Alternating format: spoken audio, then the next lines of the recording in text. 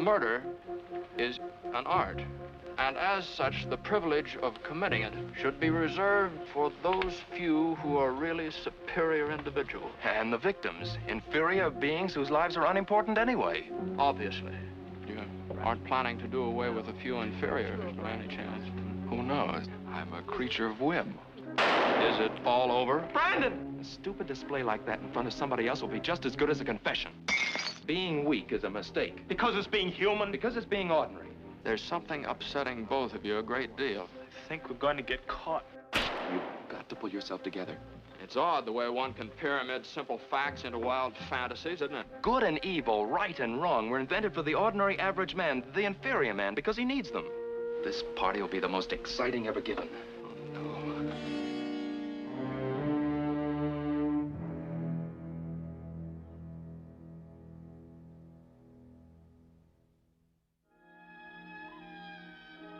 I showed him something that I'd written one day, and Hitchcock just said, would you like to work on the next screenplay I'm going to do? It's based on Patrick Hamilton's play. It was a true story. And I got the play and I read it and I thought, I'd love to do this. So I would sit and we would hack out the scenes that he wanted to shoot, and we would find bridges for the stuff he didn't want to shoot. Some elements in the film followed the play, some did not. But then he brought in Arthur Laurent to write the finished screenplay. And that was a general tendency he had. He would have a treatment written, and he worked very closely with whoever was designing that treatment. And we would sit day after day after day in his garden in Bel Air, and Hitch would produce a bottle of wine around noon. He was a great one for plying you with liquid refreshment. And then he'd hire someone to take that treatment and do generally the dialogue. I've always thought it was out of character for David to drink anything as corrupt as whiskey. Out of character for him to be murdered, too. Yes, wasn't it? The good Americans usually die young on the battlefield, don't they? Well, the Davids of this world merely occupy space, which is why he was the perfect victim for the perfect murder. Arthur is a very accomplished writer. He wrote the screenplay. I didn't. I just wrote the treatment. But at the time that that film was made, my name was perhaps somewhat better known than Arthur's was. Now Arthur Laurent has got a much bigger reputation than I've got, and he's earned it. I had been working on the screenplay for The Snake Pit, which was getting a lot of attention in Hollywood. And I think that brought me to Hitch's attention. I think the real reason was he wanted a playwright, because this is essentially a play and done as a play. So he came to me. I liked the idea of working with him, and we got along very well. It was very easy, really. Rope really comes from an English play by Patrick Hamilton called Rope's End. And I thought it was going to be easier than it was to make it American. The trouble was when you translated the English dialogue, it became very homosexual, unintentionally. And also the class system. It's very different in England than here. So it called for more changes than I anticipated. Don't. We've got to see if there's I know. But not just yet. Let's stay this way for a minute. What was curious to me was Rope is obviously about homosexuals. The word was never mentioned. Not by Hitch, not by anybody at Warner's where it was filmed. It was referred to as it. They were going to do a picture about it, and the actors were it. You frightened me. You always have. From that very first day in prep school. Part of your charm, I suppose. The picture was much more successful in Europe because I suppose in Europe they were used to it, and we weren't here. And they didn't deny, but they never discussed that it was based on the Loeb-Leopold case. They ignored it. I couldn't understand that. Two rich boys in a Chicago school decided to murder a third boy for the thrill of it. And I mentioned it, and everybody looked blank and went on with whatever we were talking about. But it obviously came from that. At that time, because of a thing called the Legion of Decency in the Catholic Church, they had a watchdog of censors. And you had to be careful. There were certain rules. If a man and a woman were on the same bed, one of them had to have his or her feet on the floor. A married couple could not sleep in the same bed. A woman couldn't ask a man for a divorce. The man had to say, I know you want a divorce. With rope, of course, you could never say that they were it. So there was no mention of it in the picture at all. And what happened with that picture was, it was produced by Sidney Bernstein. He was very English and a great friend of Hitch's and an admirer of Hitch's. And when I finished the screenplay, he said, now, my boy, you have to make every sentence a gem. I said, I'm going to New York. You can make it a gem. Because I had been in Hollywood a little too long to suit me. So I went back to New York. When I came back, he had taken some of the dialogue from the original play and put it back in this. And it was full of my dear boy. Well, every my dear boy was marked in big blue pencil. Homosexual, out, out, out. So it had to be cleaned up from all those English remarks, which had nothing to do with anything, really. I wish we had him out of here. I wish it was somebody else. It's a trifle late for that, don't you think? Whom would you have preferred? Kenneth? Oh, I don't know. I suppose anyone was as good or as bad as any other. You, perhaps. I had come out of the Navy, and the first film I did was Nick Ray's first film, They Live by Night.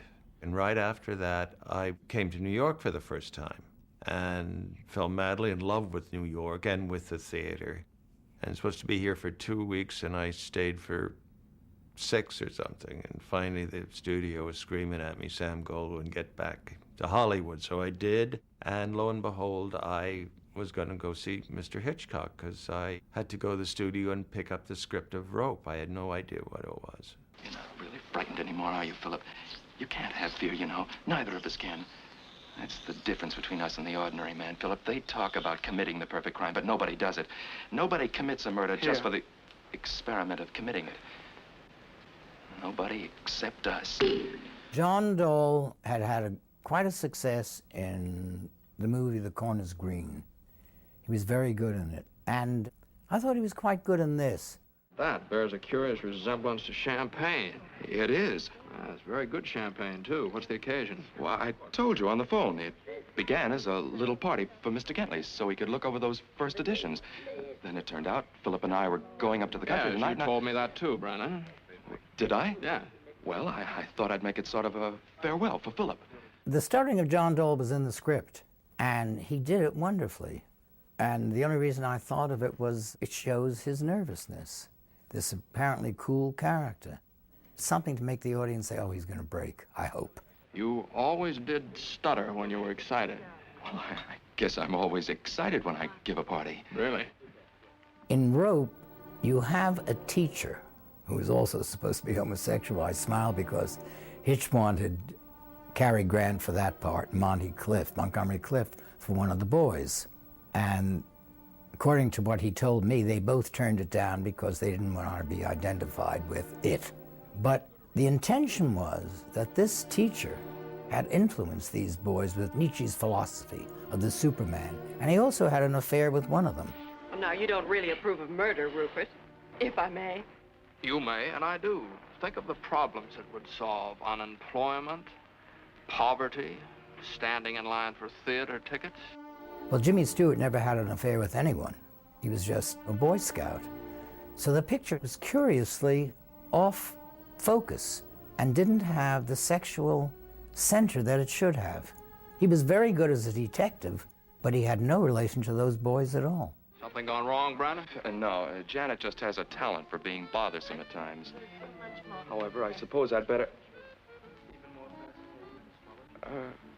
What did you mean, something gone wrong? Jimmy Stewart just grumped around a lot and was kind of friendly with the maid, which was another interesting thing about that picture. The woman who played the maid, when they sat around while the lights were being set up, She was ignored by the rest of the cast. They treated her like a maid, you know, get me a glass of water. Poor woman. Mrs. Wilson, please serve the guests. Don't lecture them. We did get up on the wrong side of the bed, didn't we? This party will be the most exciting ever given. With these people? They're a dull crew, all right. The Kentleys couldn't be duller if they tried. But we did have to have them.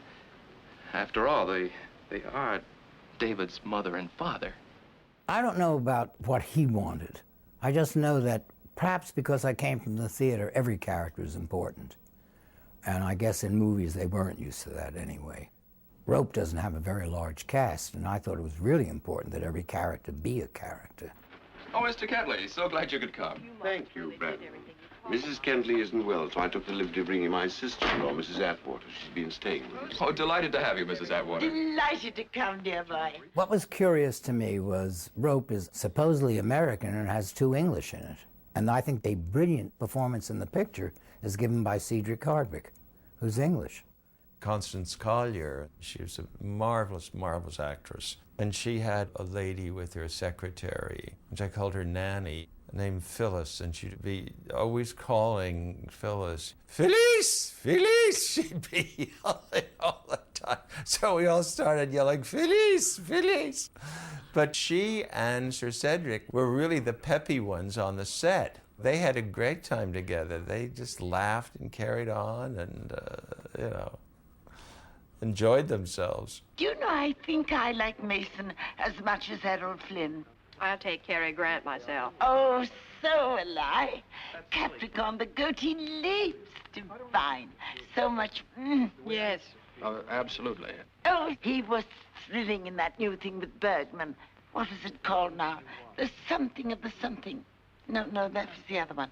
This was just plain something. I really don't remember whether she was referring to Notorious or anything with that dialogue about going to the movies. I just wanted that character to be vague and not be able to remember much of anything. I must say I've had a perfectly dreadful time getting tickets for that new musical. What's it called? You know. The something with what's her name? Actually, Constance Collier had written a play with Ivan Novello, who was a very close friend of my parents, which my father then made into a movie called Downhill, which was a big flop. How's Mrs. Kentley? As usual, it's a cold this time. I hope David arrives soon. She wants him to call her. David's her only child, Mr. Kentley. Well, he's my only child, too, but I'm willing to let him grow up. I try to put things in like with the mother of the dead boy, not have her, but have him be a mother's boy. She's frantic. I better talk to her. She hung up. She began to cry so badly. Oh, Henry, I'm worried. We were spared seeing her because that gets really tiresome. I try to make a character for this dead boy whom you supposedly never saw. Of course, Hitch crossed me up because he shot the scene of the actual murder and inserted it into the picture. I think he did it because he had a failure of nerve. I thought the suspense would be, is there or is there not a body in that chest? Well, here he eliminated that. Once you see it, you know they're murderers and you know they're going to get caught. And I think it took a lot of the tension out of the picture. At least it did for me. My father had always wanted to photograph a stage play, but he was never quite sure whether it would be a success or not, so he never did it until he started his own company, Transatlantic Pictures, with Sidney Bernstein, who he had done pictures for the Free French during the war. When my father decided he wanted to make Rope, he would only do it in the way as one continuous thing, which is the way you would watch a stage play. Right from the beginning, he told me he was going to do it as a play, and with, I think, 9 takes for 9 reels, something like that. And that interested him because it hadn't been done. It seemed to me to be a gimmick, but who was I? He was the great Hitchcock. And when you see the film, what bothers me is he has to close in on someone's back, reload the camera, and then pull back again from the back. So you see really what he's trying to hide. The attraction to me, of course, was Alfred Hitchcock and the way it was going to be shot, because it was going to be shot a reel at a time. And it was supposed to be a film that had no editing. which of course he couldn't really do because there's only 10 minutes in the reel of film that is used. So we had to shoot 10 minutes at a time, and he wanted this sort of flow to go on, and it was just a very sort of interesting experiment to do. Oh, they're here. Are we ready? As ready as we'll ever be. Well, now, mind you, don't you be so busy at that piano that you don't eat anything, getting too thin. And don't you let them gobble up all that patty before you have any. Let's hope it's a success. Oh, my tray. Take it in the kitchen, Mrs. Wilson. I'll answer the door. There wouldn't be this last-minute hustle-bustle if you kept my table and let those roll. Now the fun begins. Hitch loved to show everybody the set, and we had practically everybody in Hollywood visiting, and Hitch loved showing it off. What was impressive about the set was how difficult it all was to shoot anything.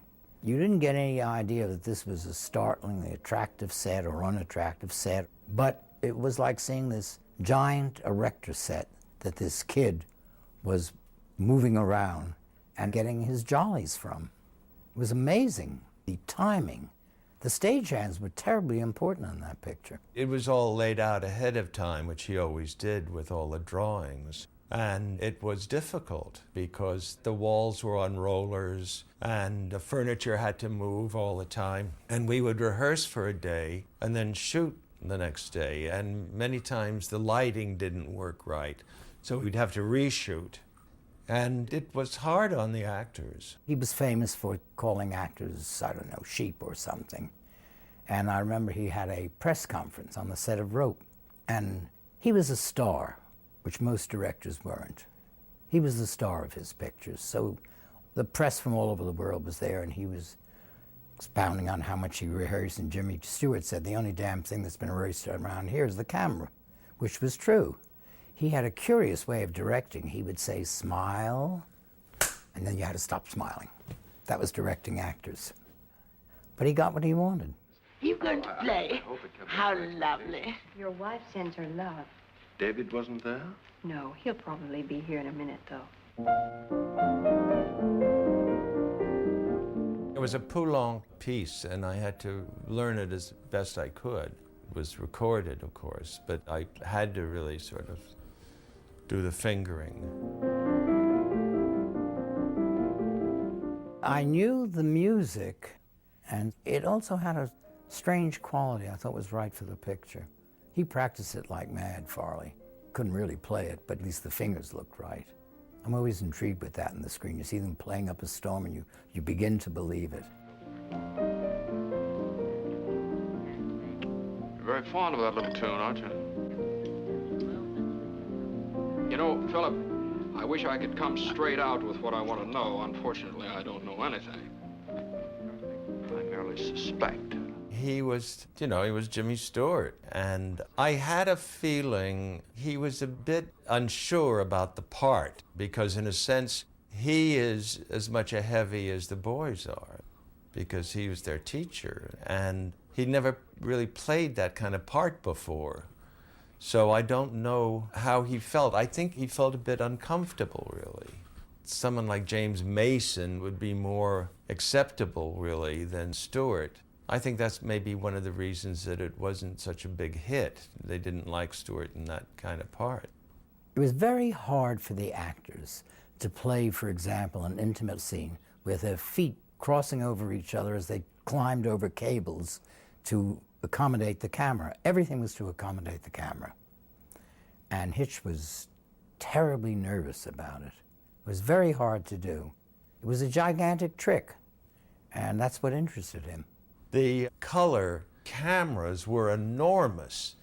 It was like this great big thing moving around this room, and we all had to get out of its way. Chairs were being pulled out and everything, or pulled under you, so you could sit down and hope that the chair would be there. There, that's much better. You saw through the window the skyline, and it had to get darker as the party progressed.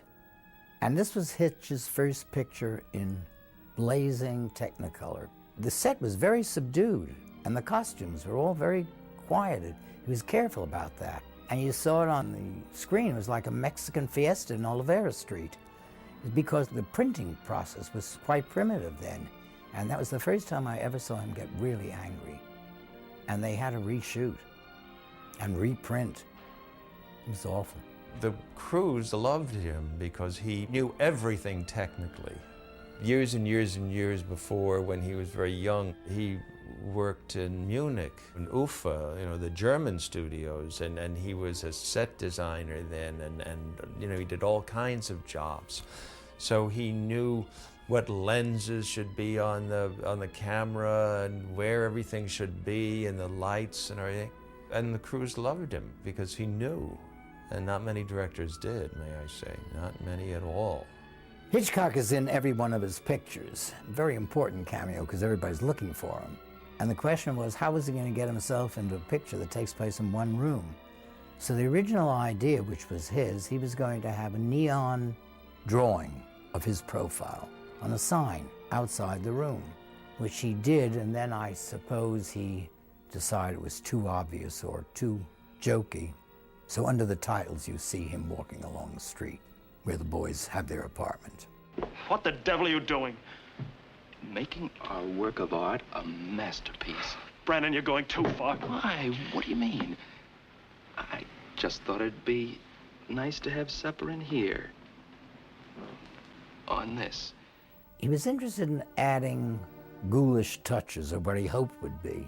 For example, he wanted a bottle of wine to get knocked over on this buffet table they'd made of the chest with the dead body in it. So I said, but it's a red herring, because, you know, they strangled him. There wouldn't be any blood. And he was pissed off for a minute, but he didn't do it. What is it? I feel pretty honored. Oh, why? Well, looks like a pretty small farewell party. Oh, well, we're really killing two birds with one stone. The party's also for Mr. Kentley. I tried to do verbally what Hitch wanted to do visually, which is to inject words or word pictures that would make the audience aware of a double meaning to almost everything that was going on. As talking about those hands of yours to the pianist, but she really means a strangler, or doesn't know she means it, but we know that's what it means. These hands will bring you great fame. I tried to lighten up the whole thing, give it humor. You know, when I was a girl, I used to read quite a bit. Oh, we all do strange things in our childhood. Hitch was very witty. He could be outrageous, but he liked humor a lot. He enjoyed it tremendously. There's always humor in his movies. Somewhere along the line, there's something that happens. I hope you knock him dead. He was a punster. He would say, don't come pig's tail. That means twirly. That means too early. And by the time you figure that out, you were late. He would say, Ford after Ford. This is a long one. It gets down to Tin Lizzie, and then tin after tin, and then it's 10 after 10. But it amused him. I've always wished for more artistic talent. Well, murder can be an art, too. The power to kill can be just as satisfying as the power to create. He's the only director I know of who knew absolutely everything that was going to be on the screen. He didn't have to look through a viewfinder. He knew. This was probably the most difficult picture in that regard, because was the wall going to be moved to the right spot? Would the camera be in the right spot? The others, once it was set up, he didn't even bother to look. He knew. And he was great at telling a story through the camera, as that sequence with taking the food off the chest. The idea of eating off a coffin, which is what they were doing, that's funny and ghoulish and macabre, and it was a wonderful idea.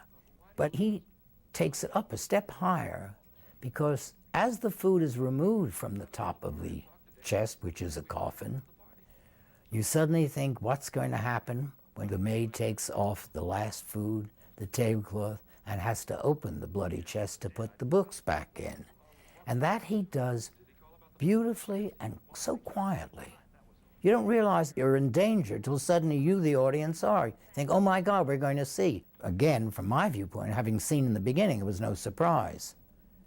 But I think it would have been even more of a surprise if, oh yes, let's open it, let's find out. But we knew already. That's all right, Mrs. Wilson. You can put the books back when you come in to clean in the morning. Atwater. I'll get your hat, Certainly. Mr. Cadell. Mrs. Atwater, thank you so much for coming. Thank you for letting me come. I'm so sorry we have to leave. Goodbye. Good night. Goodbye. Thanks once more. That's not yours.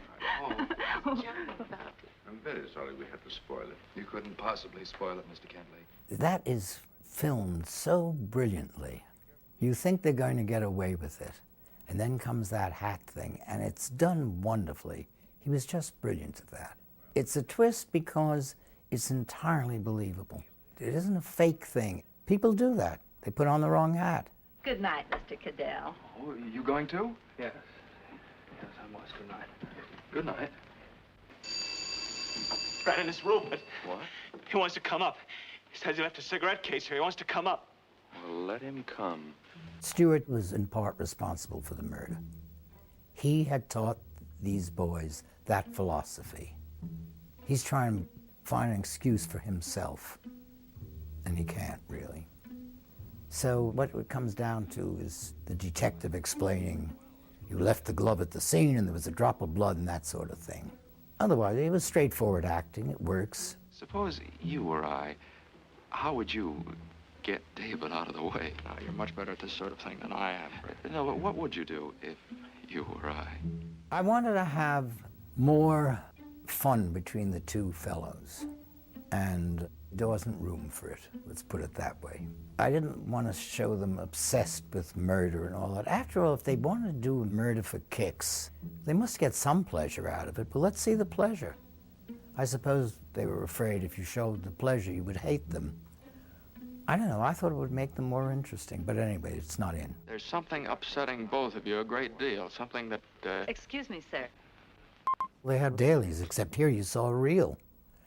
And finally the whole thing was put together. It was easier to put together than most pictures because they didn't have to do any cutting. It was already cut. He knew just where he was going to cut, why he was going to cut, and in the case of Rope, why he was not going to cut. Instead of it being a film is put together, cut, cut, cut, piece, piece, piece. I don't know how many pieces went into Rope, but I swear that it seemed like not more than a dozen.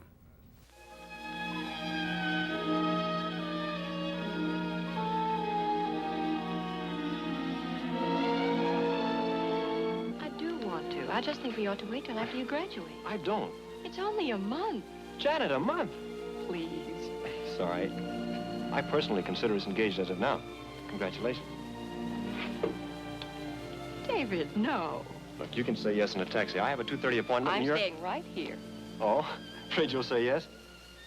I'll see you tonight at Brandon's party. To promote the movie, they had a really unusual trailer. They had the victim, David, with his girlfriend, and he turns and says to her, well, I'll see you later. And then a voice comes over and says, but he never did see her later, and she never saw him. So it was a good trailer. that's the last time she ever saw him alive. And that's the last time you'll ever see him alive. My feeling is it simply didn't make much of a stir one way or the other. The culture at that time was trying to deny that homosexuality even existed. And here they had well-known Hollywood players involved in it. So they didn't want to see what was there. So the best thing, well, let's not talk about this picture about it. I think that was sort of the general reaction. We would have lunch together sometimes, and I didn't really get to know him that well then. It wasn't until Strangers on a Train where we really became good friends. My experiences with Hitchcock were very meaningful to me, and I learned a lot from him, and I respect him, and I think that he was one of the all-time great directors of Hollywood. The thing to me that is best about the picture is not the technical side. That may be called ahead of its time, but it was never used again. The technical side of Rope doesn't interest me or disinterest me. What is extraordinary about it is its treatment of homosexuality. I mean, today, it still is one of the most sophisticated movies ever made on that subject. Probably treats them more as people than anybody else has. Hitchcock certainly knew that, and it certainly attracted him. And what he liked was not that they were homosexual, but they were homosexual murderers. If they were just murderers, he wouldn't have been interested. If they were just homosexual, he wouldn't be interested. You had to have another little twist to it, and that he liked. And he loved the idea of the party, of celebrating a murder with food on the coffin, which is a great idea. We all worked very hard, and it was fun, too. We knew we were doing something different that we probably would never, ever do again, which we never have. I'm flattered to be thought of as a professional colleague of Hitchcock's, but I guess I was. It was an uneven partnership in which he was the major contributor, and we maintained a relationship right up until the day he died. When I first saw the movie, I really liked it. I thought it was a good movie. I liked the humor that they were able to bring in it. I think the movie is important today because it's so different. Not only is it different from anything my father did, but it's different from anything that was going on in those days. And I think the things that you remember about that movie is the setting sun outside the window of the apartment, and things like that that you're not conscious of while you're watching the movie. But if you go back and see it a second time, it's really exciting. Go ahead and look. I hope you like what you see.